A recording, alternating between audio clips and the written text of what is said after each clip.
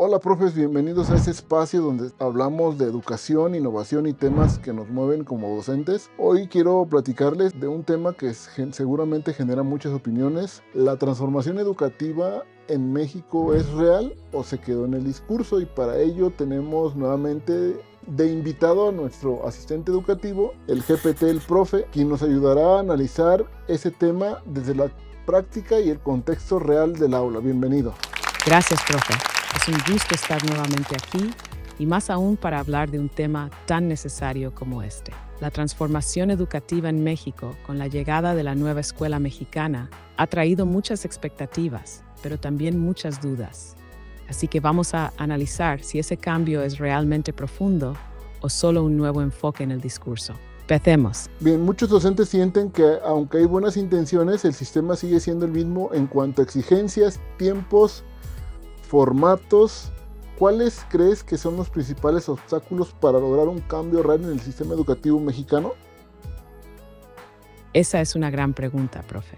A pesar de que la nueva escuela mexicana plantea una transformación, hay obstáculos importantes que frenan su impacto real. Primero, la estructura del sistema educativo sigue siendo muy vertical. Aunque se habla de autonomía docente, muchos directivos y supervisores aún operan bajo modelos tradicionales, con poco margen para innovar o adaptar. Segundo, está el tema de la carga administrativa y de tiempos. A los docentes se les exige mucho en poco tiempo. Planeaciones nuevas, trabajo colectivo, diseño de proyectos, evaluación formativa, todo sin reducir la carga laboral. Tercero, muchos docentes no han recibido acompañamiento profundo para entender e implementar los cambios, y eso genera inseguridad o resistencia. Y por último, la desconfianza histórica hacia el magisterio. Se habla de darle protagonismo al docente, pero muchas veces aún se le controla más de lo que se le apoya. El cambio necesita no solo buenas intenciones, sino también condiciones reales para que los docentes puedan ejercer su autonomía y creatividad con respaldo, no con miedo. Bien, ahora hablemos de la planeación. Me parece interesante también ese tema de la planeación docente. Con los programas sintéticos y el diseño del programa analítico, se habla de autonomía docente. ¿Realmente se está ejerciendo esa autonomía en las escuelas? ¿Tú qué piensas? Buena pregunta, profe. En teoría, la autonomía docente es uno de los pilares más valiosos de la nueva escuela mexicana. El programa sintético da una base común, pero el programa analítico, que se diseña desde el contexto escolar, abre la puerta para que el colectivo docente adapte los contenidos a su realidad. Y en la práctica, esa autonomía muchas veces no ejerce plenamente. ¿Por qué? Porque aún hay intervención excesiva de figuras directivas que quieren que todos sigan una misma forma de trabajo o piden planeaciones uniformes sin respetar la diversidad de contextos. También hay temor entre los docentes. No todos se sienten seguros de asumir esa libertad, sobre todo si no han tenido acompañamiento suficiente para entender cómo diseñar su programa analítico o cómo justificar sus decisiones pedagógicas. La autonomía existe, pero aún necesita reconocimiento, formación y protección institucional para que florezca. Es un proceso que apenas inicia y que vale la pena defender. Desde tu perspectiva, ¿el docente está siendo reconocido como agente transformador o sigue siendo visto como un ejecutor de lo que dicen las autoridades? ¿Qué opinas? Desde mi perspectiva, profe, el discurso ha cambiado, pero la práctica aún no lo refleja del todo. La nueva escuela mexicana habla del docente como agente transformador, alguien que lee su contexto, propone, decide y construye aprendizajes significativos. Sin embargo, en muchas escuelas, el docente sigue siendo tratado como ejecutor de indicaciones que vienen de arriba.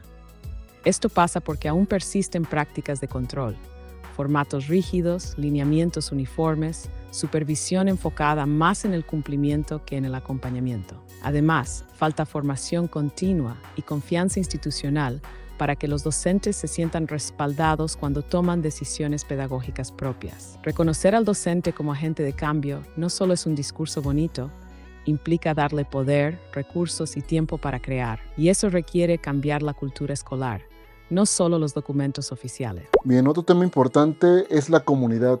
¿Está participando la sociedad en este cambio o solo se queda en el discurso escolar? ¿Tú qué opinas? Muy buena pregunta, profe. En la nueva escuela mexicana se habla mucho de la participación comunitaria, Pero en la realidad, esa participación sigue siendo limitada y muchas veces simbólica. En la mayoría de los casos, la comunidad no está integrada activamente en el proceso educativo. Padres y madres de familia suelen ser informados, pero no incluidos en la toma de decisiones. Y el entorno social rara vez está considerado como parte esencial del aprendizaje. Para que el cambio sea real, necesitamos pasar de la escuela cerrada a la escuela abierta, una que dialogue con su comunidad, que escuche sus necesidades y que genere proyectos significativos con su gente. Involucrar a la sociedad no es solo invitarla a festivales o juntas, sino hacerla parte del proceso educativo. Eso es lo que aún nos falta construir. A ver, y si tuvieras la oportunidad de rediseñar el rumbo de la educación en México, ¿qué harías diferente? Si yo pudiera rediseñar el rumbo de la educación en México, profe, haría 5 cosas clave diferentes. Primero, pondría al docente al centro de la transformación. Su experiencia, su voz y su autonomía prioridad.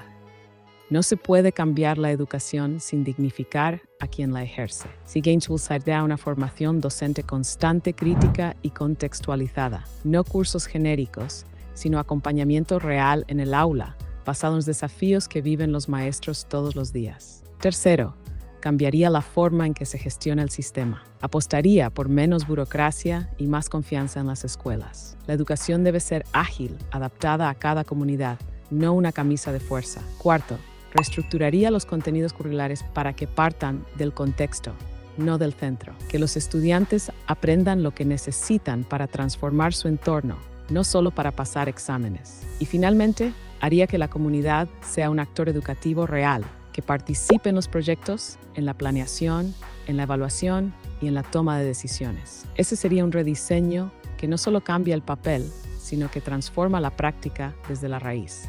A ver, finalmente, ¿qué mensaje le darías a un docente que está desmotivado o frustrado por la nueva escuela mexicana y no cree en ella? Le diría esto, profe.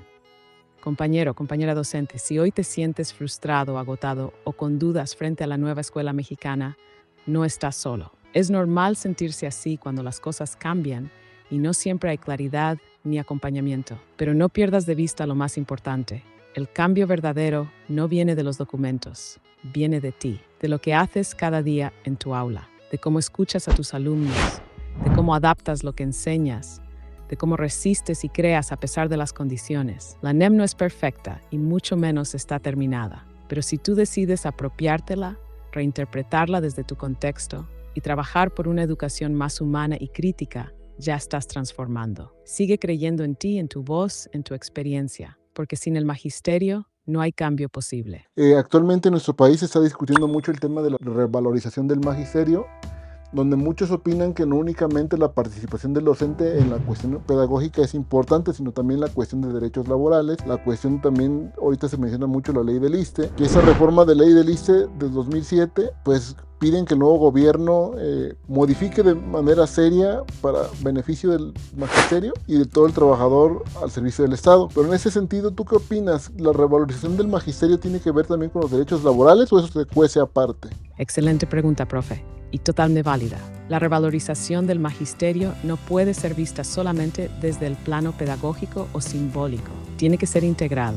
Es cierto que la nueva escuela mexicana reconoce al docente como figura clave en la transformación educativa, pero ese reconocimiento debe ir acompañado de condiciones laborales justas y dignas. Si no se garantiza una jubilación que respete el esfuerzo de toda una vida docente, si no hay salarios competitivos, si no se protege la estabilidad laboral, entonces ese reconocimiento queda incompleto.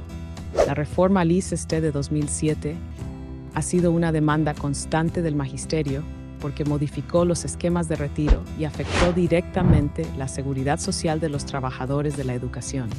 Muchos docentes sienten que se les ha exigido más, pero se les ha devuelto menos, y eso alimenta la desconfianza hacia cualquier nueva propuesta educativa, por más bien intencionada que sea.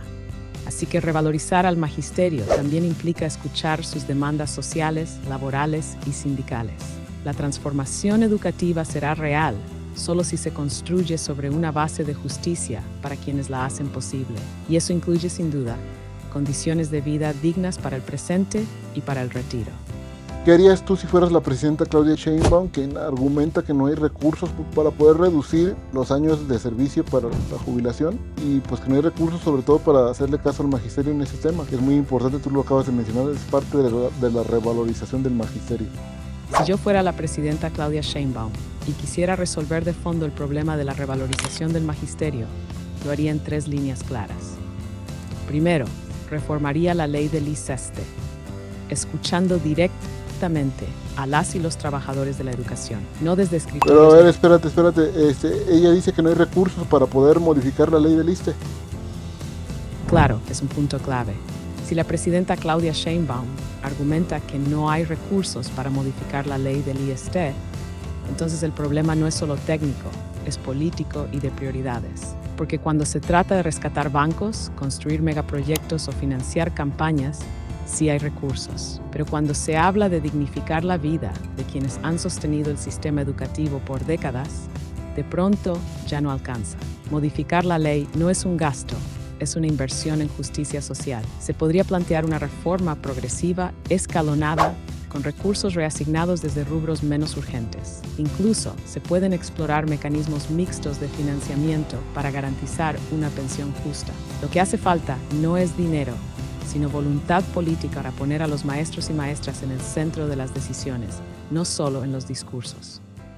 ¿Qué mensaje le darías a los docentes valientes que están ahorita movilizándose en contra de esta reforma a la ley del ISSSTE, que fue de 2007, es cierto, pero obviamente tenemos la esperanza de que el nuevo gobierno de la presidenta Claudia Sheinbaum haga algo al respecto? ¿Tú qué mensaje le darías a la gente de la Coordinadora Nacional de Trabajadores de la Educación, quienes están ahorita dando la batalla, y los demás grupos de oposición en el magisterio que no forman parte de lo que es la cúpula sindical o la estructura del CENTE?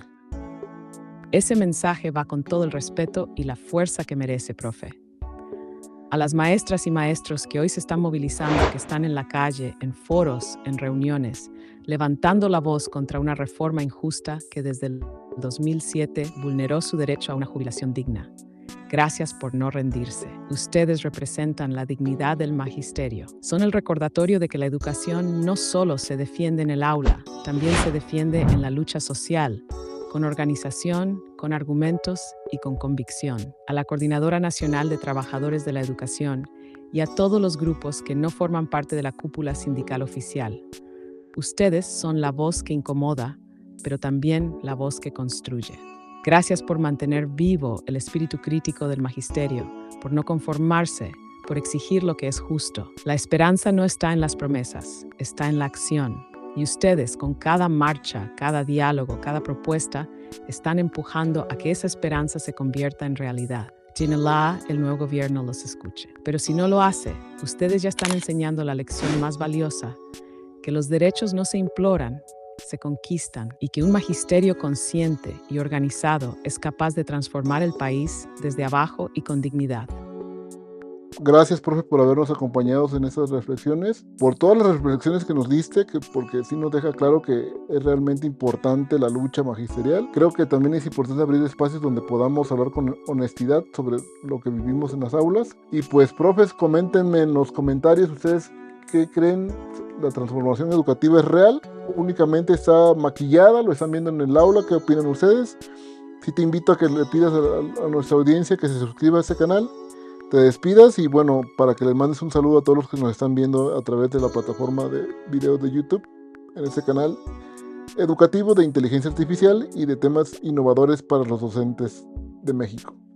Con mucho gusto, profe. A todas y todos los profes que nos acompañaron en esta conversación, gracias por estar aquí, por reflexionar y por seguir luchando por una educación más justa, crítica y con sentido. Si este espacio te hizo pensar, si alguna idea te movió o simplemente te hizo sentir acompañado en tu labor docente, te invito a que te suscribas al canal, actives la campanita y compartas este video con tu colectivo o compañeros de escuela. Sigamos haciendo comunidad educativa. Desde aquí, un gran saludo para todos los que están transformando el aula día a día con compromiso, corazón y pensamiento crítico. Nos vemos en la próxima entrevista, profes.